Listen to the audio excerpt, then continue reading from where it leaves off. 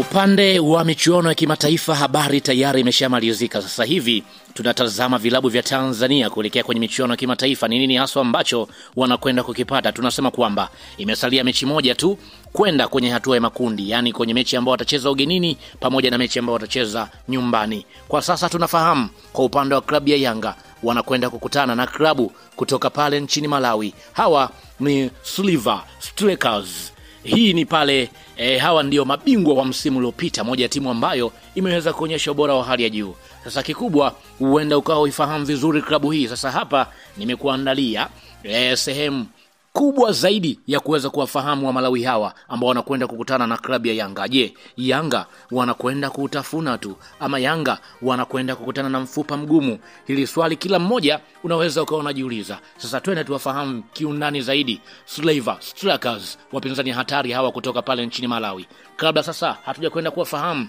nikukumbushe tu kwamba hii hapa ni Swahili Media. Kama bado hujaweza kusubscribe, basi nikuombe subscribe ili tuwe pamoja siku zote. Mimi naitwa Chicha Rito. Karibu tuweze kuangazia klabu hii Silver Strikers kutoka pale nchini Malawi. Silver Strikers, hii ni timu ambayo inajulikana kama The Banks. Ni moja ya timu kubwa yenye historia kubwa pale nchini Malawi. Nayo si timu ya mchezo, inayo nguvu, uzalendo mkubwa wa mashabiki na uwezo wa kushindana kimataifa. Silver Strikers ilianzishwa mnamo mwaka 1977 kama timu ya kijamii ya wafanyakazi wa benki ya pale nchini Malawi, ambayo ndio ikawapa jina la The Bankers. Ilianza kama klabu ndogo lakini yenye malengo makubwa, na polepole ikaweza kuingia katika ligi kuu ya pale nchini Malawi.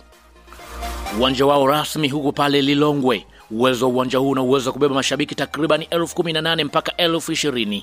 Wakati mwingine mechi maalum ama wakati uwanja wa kawaida hauwezi kutumika, wanakwenda kucheza kwenye kiwanja kingine kikubwa pale mjini Lilongwe. Silver Strikers wanacheza kwenye TNM Super League ambao ni ligi ya soka ya pale nchini Malawi.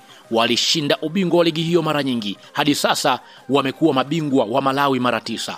Miezi ya hivi karibuni walishinda ubingwa wa msimu mwaka 2024 hata kwa njia ya kupunguza pengo la wapinzani wao, wakionyesha nidhamu na ustahimilivu. Pia wamewahi kushinda vikombe vingine pale nchini Malawi kama FAM Cup, Top 8 Cup na PB Airtel Top 8 Cup. Kocha wao wa sasa ni Peter Mponda. Wachezaji wao wameshinda tuzo za ndani za mwaka 2024. Kwa mfano, George Chikoka alishinda tuzo ya golikipa bora na pia aliibuka mchezaji bora wa msimu. Wachezaji wengine kama McDonald Lameki na Uchizi Vunga pia walipata heshima kwa nafasi zao za ndani ya kikosi, Lameki akiwa mlinzi bora, Vunga akiwa kiungo bora. Historia ndefu ya mafanikio ndani ya ligi inaongoza morali na heshima ya timu. Mashabiki wa klabu hii ni wengi na watihifu, hasa Lilongwe na maeneo ya jirani. Uwezo wa kupata wachezaji wenye ubora na uongozi unaonyesha nia ya kuendelea kuboresha timu, mfano kujenga uwanja wake, matengenezo, nidhamu ya kikosi. Mara nyingi matatizo ya usalama wa mashabiki yamekuwa ni changamoto kufuatia matukio mbalimbali ambapo mashabiki wameingia uwanjani na kusababisha vurugu. Mgawanyiko wa mifumo ya malipo, rasilimali ya kifedha na miundombinu inaweza kuwa changamoto, hasa pale wanaposhindana na klabu zenye nguvu zaidi kwenye upande wa kimataifa. Ushindani ndani ya ligi ya Malawi ni mkali na huwa ni vigumu kuendelea kushika taji, msingi mkubwa zaidi na mfululizo kutokana na matatizo ya mara kwa mara kwa wachezaji na uhasibu wa ndani. Hakuna orodha rasmi ya hivi karibuni ya timu hiyo ya baadhi ya wachezaji ambao ni wakubwa zaidi, lakini wapo wachezaji ambao wamekuwa na ubora wa hali ya juu kama ambao nimewataja hapo awali, kama George Chikoka ambaye huyu ni kipa aliyeshinda tuzo, lakini pia McDonald Lemaki ambaye ameonyesha kujitoa zaidi kwenye upande wa mashambulizi ya mbele, lakini pia ni kiungo mwenye ufanisi mkubwa ambaye ni Uchizi Vunga. Huyu ni anatazama kama ni mchezaji hatari zaidi ndani ya klabu ya Silver Strikers. Ingawa wamekuwa wakishindana vizuri ndani ya ligi ya Malawi, bado Silver Strikers hawajaingia kwenye mafanikio makubwa sana katika mashindano ya kimataifa kama vile ligi ya mabingwa barani Afrika, kombe la shirikisho, kwa kiwango ambacho kipengele chake kikubwa kinatambulika zaidi kwa upande wao. Mapambano ya kimataifa yanahitaji kuimarika kwa viwango vya ustadi, nidhamu, rasilimali na uzoefu mkubwa wa kimichezo barani Afrika.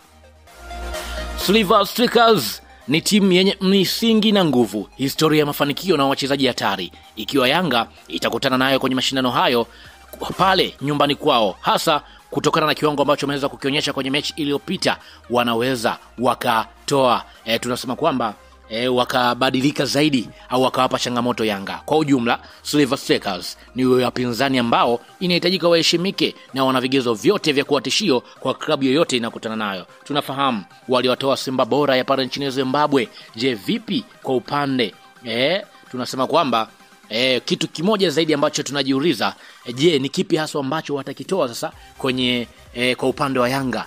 Kumlazi pia nimetaja Simba bora waliotoa timu kutoka pale nchini Madagascar. Kwa hiyo tunatazama nini hasa ambacho kwa upande wa Yanga watakwenda kukutana nacho.